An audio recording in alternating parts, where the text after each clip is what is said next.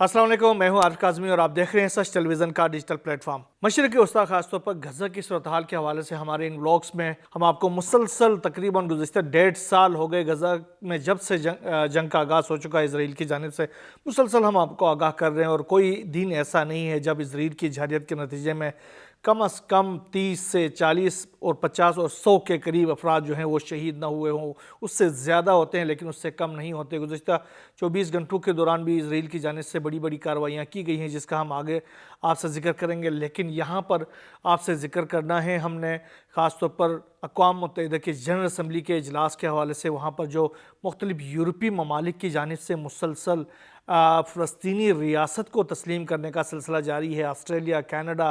बरतानिया और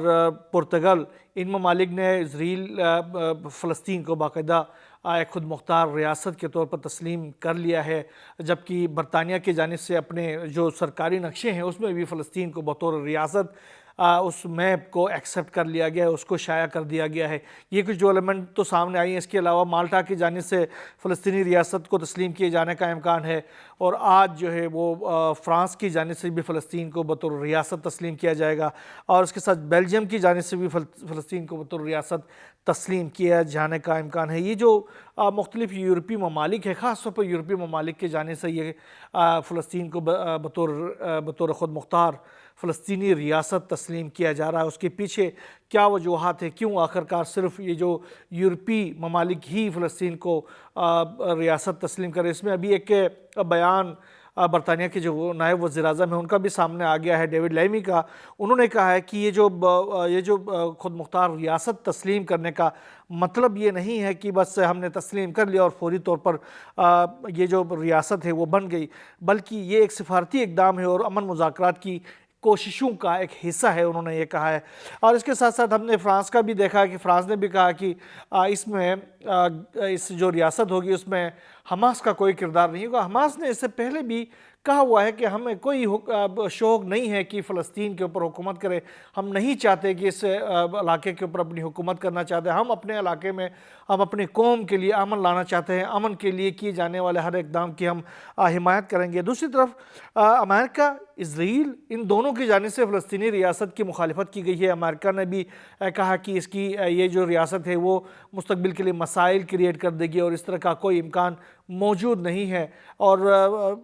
नेतन्याहू ने तो कहा कि इस तरह की कोई रियासत हम बनने नहीं देंगे। क्लियरली उन्होंने कहा कि हम इस तरह की कोई रियासत नहीं बनने देंगे। मेरी अमेरिका से वापसी पर इसराइल की जानिब से उन्होंने कहा कि ऑफिशियल रद्द अमल भी दिया जाएगा। उसके साथ साथ उन्होंने कहा कि मगरबी किनारे में जो यहूदी आबादकारी है उसके लिए हम इक़दाम करते जाएंगे, इसी तरीके से ही जारी रखेंगे। दूसरी तरफ बिन गौर जो कि कौमी सलामती के वज़ीर भी हैं, उन्होंने बेंजामिन नेतन्याहू से मुतालबा किया है कि वो फौरी तौर पर ये जो महमूद अब्बास है, नाम निहाद फ़लस्तीनी अथार्टी के जो सरबराह हैं, उनको गिरफ़्तार कर लें। और ये जो रियासत अगर वहाँ पर बना के महमूद अब्बास को वहाँ पर अगर वो एम्पावर करना चाहती है, दुनिया के अगर किसी मुल्क की ये ख्वाहिश है, तो उन्होंने कहा कि इसको ख़त्म करने के लिए ज़रूरी है कि इसको महमूद अब्बास को गिरफ़्तार किए जाए। और दूसरी तरफ उन्होंने क्लियर कहा है कि इस तरह की कोई रियासत बनने नहीं दिया जाएगा, और बल्कि इसराइल जो है वो गज़ा के मुख्तलिफ़ मकामात के ऊपर जो उन्होंने अपना प्लान किया हुआ है गैर कानूनी आबादकारियों का, इन आबादकारियों का सिलसिला जारी रखा जाएगा और मुख्तलिफ़ जो कॉलोनियाँ बनाई जाएंगी वहाँ पर अपने इजरायली जो यहूदियों को ला कर वहाँ पर आबाद किया जाएगा। तो ये मुख्तलिफ़ किस्म के अभी इसमें जारी हैं, दोनों तरफ से एक रस्सा कशी की ये एक सूरत हाल है वो जारी है। तो आगे आने वाले दिनों में इसका भी देखा जाएगा। दूसरी तरफ ये जो गज़ा में जंगबंदी के हवाले से जो कोशिशें जारी हैं, इस हवाले से अभी डोनाल्ड ट्रंप ने अक़वाम मुत्तहिदा की जनरल असम्बली के इजलास के लिए आए हुए ख़ास तौर पर मिस्र, कतर, उर्दन, अमारात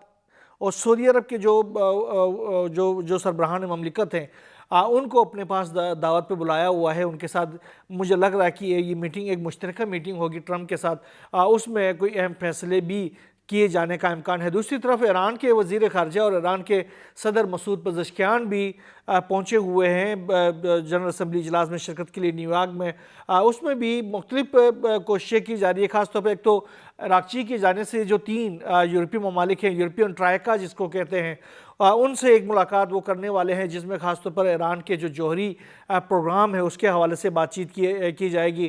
جبکہ جو مسعود پزشکیان کے حوالے سے کچھ ایرانی جو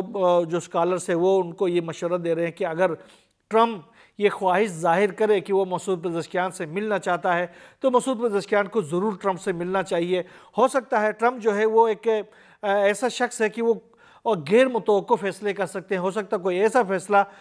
پزشکیان سے ملنے کے بعد کرے جو کہ ایران کے حق میں کوئی بہتر فیصلہ ہو، تو اگر بہتر نہ بھی ہو تو اس کو ملنا چاہیے، انکار نہیں کرنا چاہیے۔ یہ کچھ ان کی طرف سے مختلف مشورے آ رہے ہیں، تو آپ بھی آنے والے دنوں میں دیکھتے ہیں اس حوالے سے کیا ڈیولپمنٹ ہوتی ہے۔ غزہ کے اندر جو اسرائیل کی جانب سے جو مسلسل طور پر حملوں کا سلسلہ ہوا ہے وہ اسی طریقے سے جاری ہے، وہ کمی نہیں ہوگی بلکہ اس کی شدت میں مزید اضافہ کر دیا گیا ہے۔ گزشتہ 24 گھنٹوں کے دوران جو کارروائیاں کی گئی ہے اس میں 68 فلسطینی جو ہے وہ شہید ہو چکے ہیں۔ صبح سے اب تک غزہ کے مختلف علاقوں کے اوپر جو حملے کیے گئے ہیں اس میں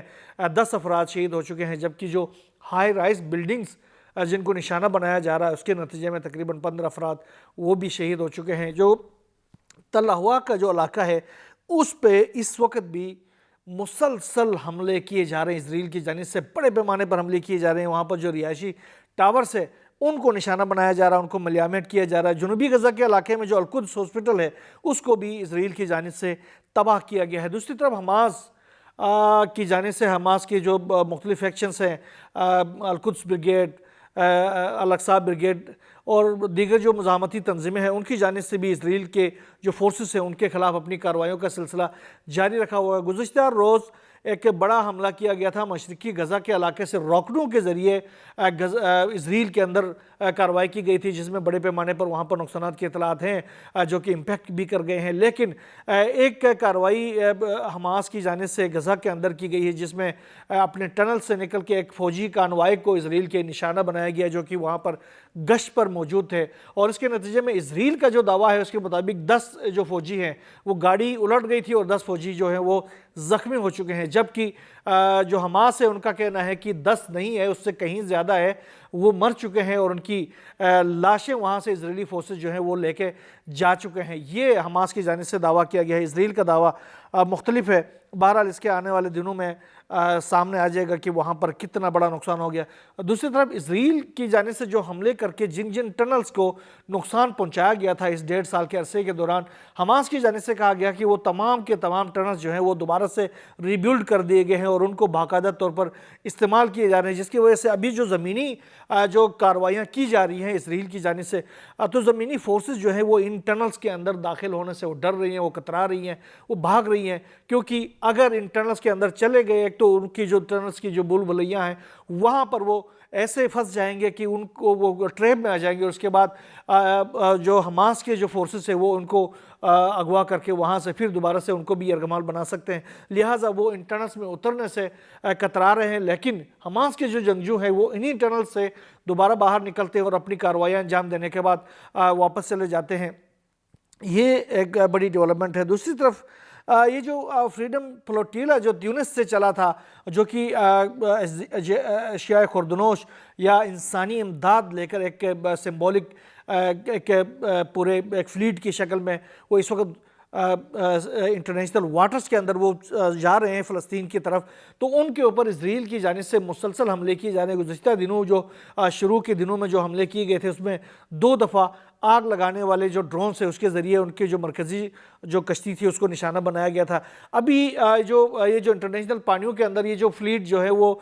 قافلہ جو گزر رہا ہے، تو وہاں پر بھی اسرائیل کے جو ڈرونز ہیں وہ مسلسل ان کے اوپر پرواز کر رہے ہیں، اور بعض اوقات تو یہ ڈرونز جو ہیں وہ بہت قریب جاتے ہیں ان کشتیوں کے، جس کی وجہ سے وہاں پر ایک تشویش کی لہر بھی دوڑ رہی ہے کہ کہیں یہ جو ڈرونز جو ہیں وہ اہم شخصیات کو نشانہ نہ بنا دے۔ تو یہ ایک بڑی تشویش کی لہر دوڑ گئی ہے،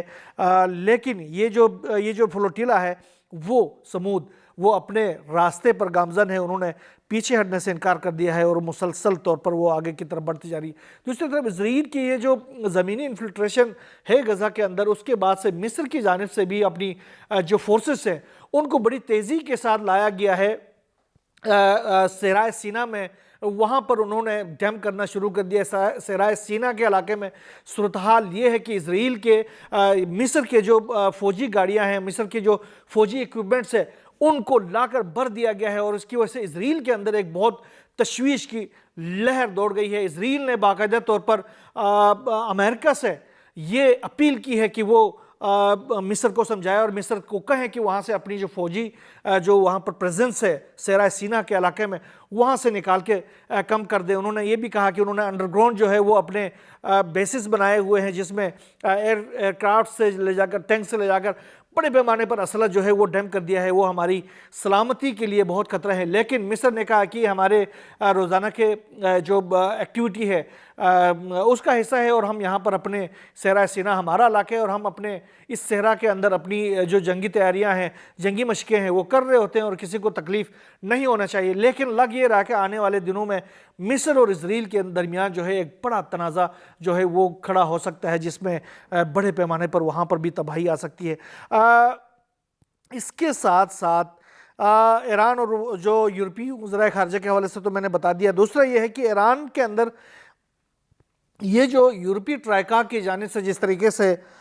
سنیپ بیک میکنیزم کو بحال کرنے کا اعلان کیا گیا, اس کے بعد سے ابھی 70 سے زائد اراکین پارلیمان کی جانب سے ایک خط لکھا گیا ہے ایران کے جو سپریم نیشنل سیکیورٹی کونسل ہے اس کو, اور انہوں نے کہا کہ یار اب ہمیں یہ جو اپنے جو دفاعی نظام ہے اس کو تبدیل کرنے کی ضرورت ہے. یہ جو جوہری ہتھیار نہ بنانے کا جو ہمارا عزم تھا وہ اس وقت کے لیے تھا جب اسرائیل کو روکنے کے لیے ممالک موجود تھے, وہ اس کو روک سکتے تھے. لیکن اب صورتحال یہ ہے کہ اسرائیل جو ہے وہ کسی ملک کے روکنے سے رک نہیں رہا ہے. لہٰذا ایسی صورت میں ہمیں اپنے جوہری پروگرام کو آگے بڑھانے کی بہت ضرورت ہے, اور ہمیں جوہری جو اسلحہ ہے اس کو بنانے کی ضرورت ہے. لہٰذا ہمیں NPT سے نکلنا چاہیے, اور جوہری بم بنانے کے لیے اپنے یہ جو ہم نے اپنے اوپر جو سیلف سینکشنز لگائے ہوئے ہیں, ان سینکشنز کو ختم کرنے کی ضرورت ہے, اور ہمیں جوہری بم بنانا چاہیے. یہ انہوں نے یہ خط لکھا ہے, اور اس کے بعد انہوں نے قراردادیں بھی منظور کی ہوئی ہے. تو اس میں بھی آنے والے دنوں میں مجھے یہ لگ رہا ہے کہ اگر یہ جو سنیپ بیک میکنیزم ابھی آج 22 تاریخ ہے, آگے جا کر 28 تاریخ تک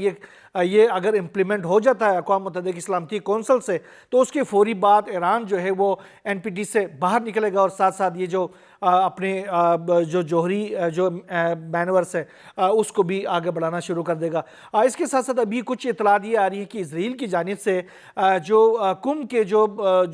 مراجع ہیں, بڑے بڑے علماء کرام ہیں, ان کو نشانہ بنانے کے حوالے سے کچھ اطلاعات موصول ہوئی ہیں ایران کے حکام کو, اور ایران کے حکام نے وہ اس کو بڑی سیریسلی لیا ہے, اور اس کے حوالے سے بھی انہوں نے کہا کہ اگر ہماری اہم شخصیات کے اوپر کوئی بھی گھسن پہنچا ہو, کوئی نقصان پہنچانے کی کوشش کی گئی, تو اسرائیل کو ہم بہت بھاری نشان بنائیں گے, نشان عبرت بنائیں گے. اس کے ساتھ ساتھ جو لبنان کے اندر جو ایشو خاص طور پر حزب اللہ کو لے کے جو بڑھتا جا رہا تھا, اس میں کچھ ڈیولپمنٹس یہ سامنے آئی ہیں کہ ابھی گزشتہ دنوں حزب اللہ کے سربراہ شیخ نعیم قاسم نے سعودی عرب سے, انہوں نے جو خطاب کیا تھا سعودی عرب سے, انہوں نے مخاطب کر کے کہا تھا کہ ہم آپ کے دوست ہیں, ہم آپ کے پروٹیکٹ کرنا چاہتے ہیں, ہم آپ کی حفاظت کرنا چاہتے ہیں, ہم آپ کے لیے لڑنا چاہ رہے ہیں, اور یہ جو ہمارے ہتھیار ہیں وہ مسلمانوں کے لیے نہیں ہے, ہمارے ہتھیاروں کا تمام تر رخ جو ہے وہ اسرائیل کی طرف ہے. تو اس کے بعد سے اسی رات میں شیخ نعیم قاسم اور سعودی حکام کے درمیان ٹیلی فونک رابطے کی بھی اطلاعات آئی تھی. ابھی سعودی عرب کی جانب سے باقاعدہ طور پر ایک چینجنگ سٹیٹمنٹ آیا ہے, بڑا ہی خوشائند سٹیٹمنٹ ہے جو کہ میں آپ سے شیئر کرنا چاہتا ہوں. سعودی عرب نے حزب اللہ کے ساتھ ساتھ مفاہمت آمیز جو رویہ ہے اس کو مزید آگے بڑھاتے ہوئے انہوں نے کہا کہ لبنان میں تصادم نہیں, تعمیر نو کی ہم خواہش رکھتے ہیں. لبنان کے لیے سعودی جو ایلچی ہے یزید بن فرحان, انہوں نے کہا کہ لبنانی شیعوں کا خون بھی سعودی خون جیسا ہے. رپورٹس کے مطابق یہ جو لبنان کے لیے سعودی ایلچی ہے, انہوں نے مزید کہا ہے کہ لبنانی شیعوں کا خون بھی سعودیوں کے خون جیسا ہے, اور سعودی عرب لبنان کے ساتھ تصادم کی راہ